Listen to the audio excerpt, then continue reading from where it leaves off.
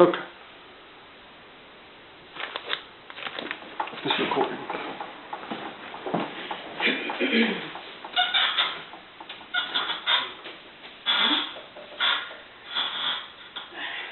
Hi.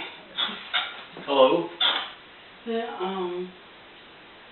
I guess I'm coming here today because of what I want to talk about is I had this very disturbing dream that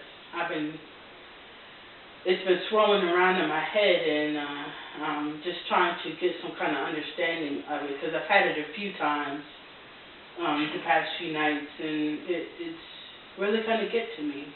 Well, tell me about it. All right. The dream is that I'm sitting on the couch watching TV, and there's a basket of fruit in front of me, and on my right hand side is my daughter, and she's watching TV with me, you know, just enjoying myself. But then on to the left of me is my ex-husband, and he's lying down in the bed, face down, and it's apparent that he is sleeping. But I guess in his sleeping he is keep reaching for my daughter, and he's trying to reach for my daughter. She's just not paying any attention, any kind of attention to him. She just wants to kind of be left alone and just continue watching TV. And like I said, I've had this dream a few times, and I'm just trying to make some kind of sense of what's going on in this dream. What do you think it means?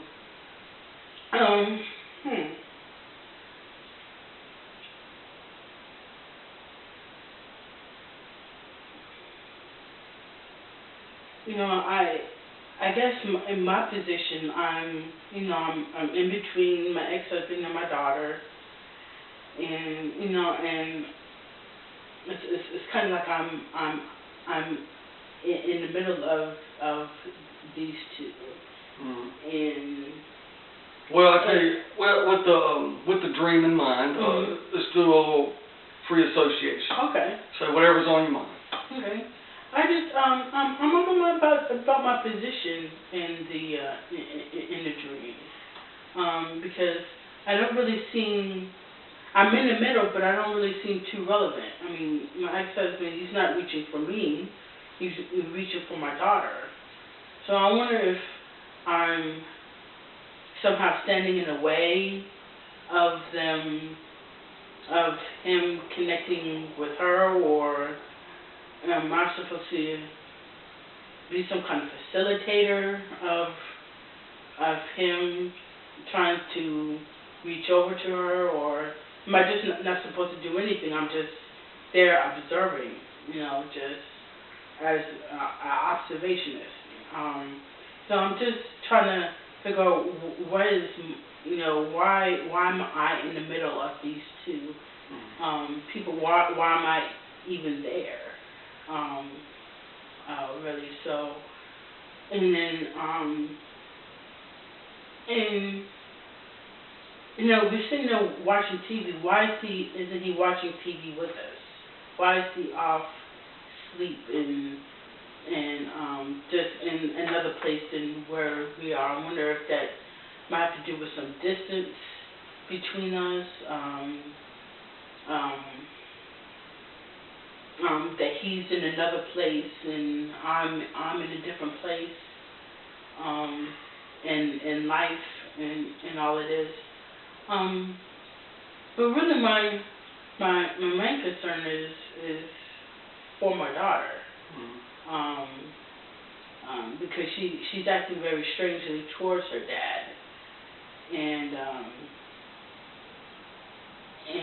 I wonder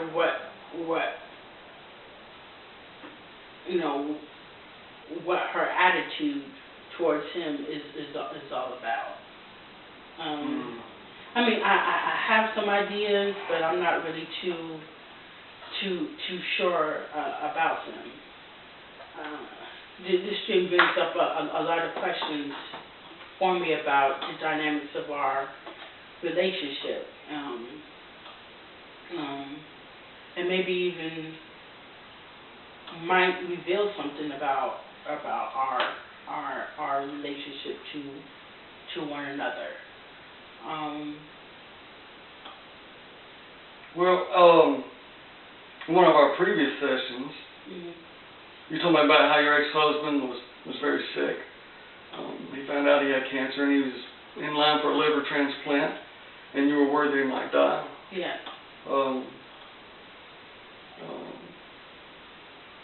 You're also concerned about how his death would affect your daughter. I remember you saying that they didn't have a very good relationship. Is that right? Yeah. Is that still the case? It is.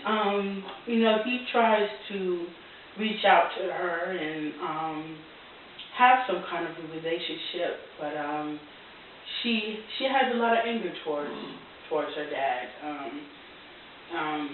over his drinking and not caring enough for himself or the family to stop drinking, but is actually letting the drinking slowly kill him. And she's very hurt and upset by that. So when he does call, and she doesn't talk to him, or when on the few occasions that they do talk, there's always an argument between them. But I know that he wants to reach out to her. He wants to have a better relationship with his daughter. But she has the attitude, well, if he doesn't care about his health, why should I care about him? I see. Well, let me give you my interpretation. Okay. In the dream, your ex-husband is asleep in bed, which could symbolize his deathbed. And he's reaching out to his daughter, who is ignoring him. You're lying between them watching TV. Maybe deep down you feel that you're not doing enough to reconnect them, as you said before, especially now when they should be spending more time together. So you kind of see maybe my role is being as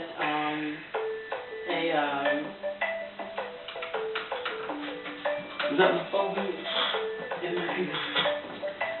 Look here.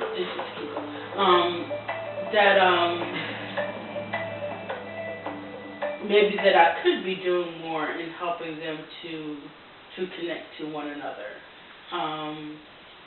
I do fear that my daughter, that if he dies, that my daughter is going to hold a tremendous amount of guilt for not having to reach out, for letting her anger keep her from reaching back out to her father. And that, that she's going to think that, wow, we could have had a better relationship.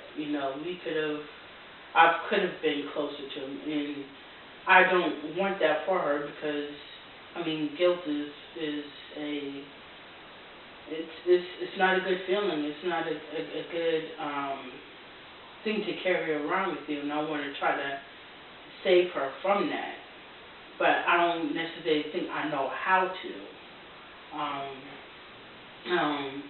I do keep in touch with him, and I do talk to my daughter about about how she feels. But I guess I wonder, what can I do to bring the two closer together? So you agree with my interpretation that you want your daughter and her father to reconnect? Yes. And before it's too late. Yeah. And then maybe you should do that. You could do more to help with that. I think you. I think I can if I just knew what to do.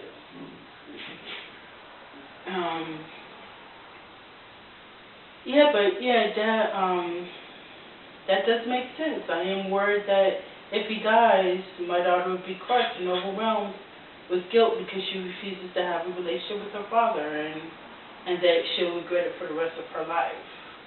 So that does make sense to me, that going back to when I was just talking about my dream and my concern about my position on the couch there, I'm in between the two, that maybe, you know, that I'm kind of the connector between the two.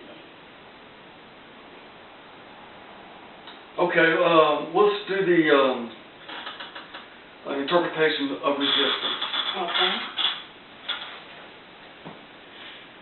Okay. All right, you missed your last appointment. Something came up and I had to take care of it. It had nothing to do with the session before that? What do you mean? Well, you were angry because I told you that you had a drinking problem?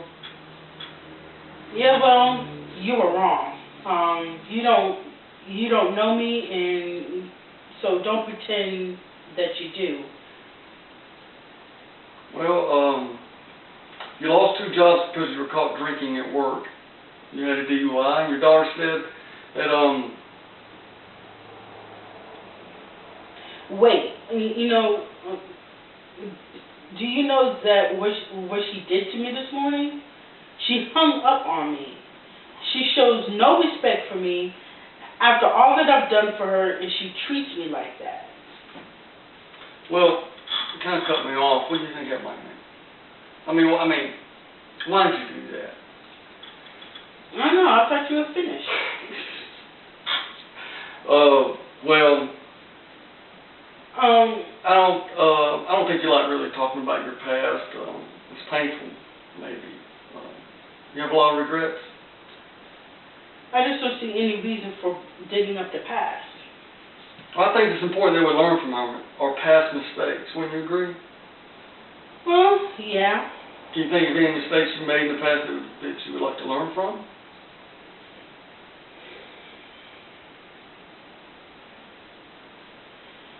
Not off the top of my head, no. Well, I noticed you've been drinking this morning. Yeah, I had a couple of beers. So what? There was nothing else to drink in the house. Well, you just got your license back and you drove here even though you've been drinking. Do you see where I'm going with this? Yeah. But I'm not drunk. I only had 1 beer, not even that, actually. Well, my point is, you're not learning from past mistakes. Are you talking about the stupid DUI I got? That was a mistake, but not mine. The rookie cop didn't know what he was doing. Did you fail the breathalyzer?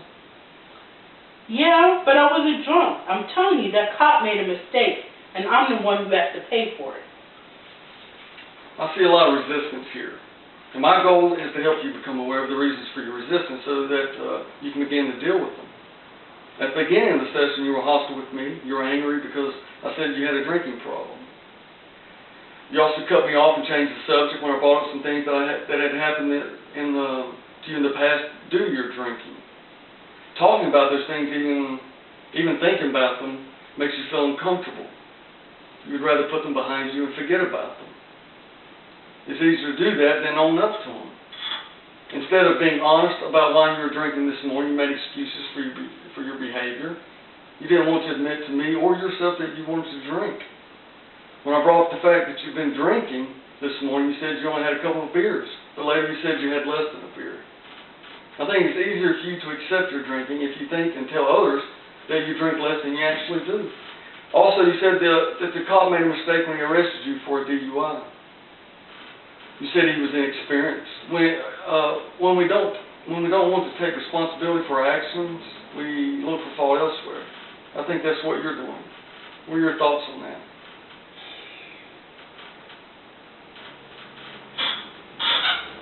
Okay, we'll stop here.